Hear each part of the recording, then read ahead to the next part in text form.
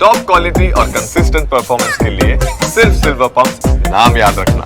કપડવંજના ગામડાઓમાં વરસાદી પાણી ફરી વળ્યા છે।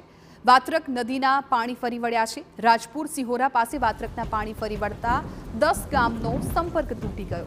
નદીનું જળસ્તર વધતા ગરનાળું સંપૂર્ણપણે પાણીમાં ડૂબ્યું। ગરનાળા પર પાણી ફરી વળતા રસ્તો બંધ કરવાની ફરજ પડી। રસ્તો બંધ થતાં 10 જેટલા ગામોનો વાહન વ્યવહાર પણ ખોરવાઈ ગયો। શિહોરા, અમિયાપુર, આંબલિયારા, તેનપુર, રોજડ ગામો સંપર્ક વિહોણા બન્યા। નદીનું જળસ્તર ઘટતા માર્ગ પુનઃ શરૂ કરવાની કાર્યવાહી હાથ ધરવામાં આવશે। તો ખેડાના કપડવંજના આ દ્રશ્યો આપ જોઈ શકો છો કે જ્યાં વાત્રક નદીનું પાણી છે એ ગામડાઓમાં ફરી વળ્યું છે। 10 ગામનો સંપર્ક તૂટી ગયો છે।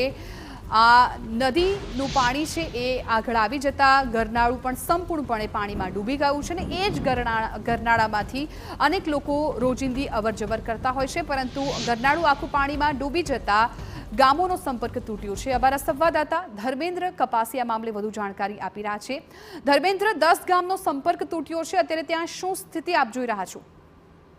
જે રીતે સવારથી જ ખેડા જિલ્લાની અંદર વરસાદ વરસી રહ્યો છે, એ ઉપરાંત અરવલ્લી, મહીસાગર જિલ્લામાં પણ વ્યાપક પ્રમાણમાં વરસાદ વરસી રહ્યો છે। તેના કારણે જે ખેડા જિલ્લામાંથી પસાર થતી વાત્રક નદી છે, તો કપડવંજના રાજપુર સિહોરા પાસેથી જે વાત્રક નદી પસાર થઈ રહી છે, તો તેની ઉપર જે ગરનાળું આવેલું છે, જે રીતે વરસાદ ઉપરવાસમાં વરસ્યો છે અને પાણીનો પ્રવાહ સતત વધી રહ્યો છે, તેના કારણે જે પાણી હતા તે નાળાની ઉપરથી પસાર થઈ રહ્યા છે। એટલે 10 જેટલા જે ગામોના નાગરિકો છે તે હવે આ નાળાનો ઉપયોગ ત્યાં સુધી નહીં કરી શકે જ્યાં સુધી પાણી નહીં ઓસરે।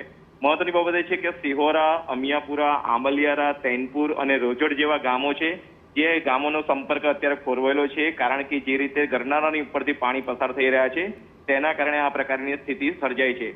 જો કે જે રીતે વરસાદ વરસી રહ્યો છે તેના કારણે સ્થાનિકોની અંદર એક તરફ ખુશીનો માહોલ જોવા મળી રહ્યો છે। પશુપાલકો હોય, ખેડૂત હોય, તેની અંદર ખુશી છે, પરંતુ જે જનજીવન છે તે અસ્તવ્યસ્ત થતું અત્યારે જોવા મળી રહ્યું છે। જી બિલકુલ ધર્મેન્દ્ર, આભાર સમગ્ર માહિતી બદલ। તો આ ગરનાળું આખું પાણીમાં ગરકાવ થઈ ગયું છે અને આ જ ગરનાળું 10 જેટલા ગામોને જોડે છે। વાહન વ્યવહાર પણ સંપૂર્ણપણે ઠપ થઈ ગયો છે।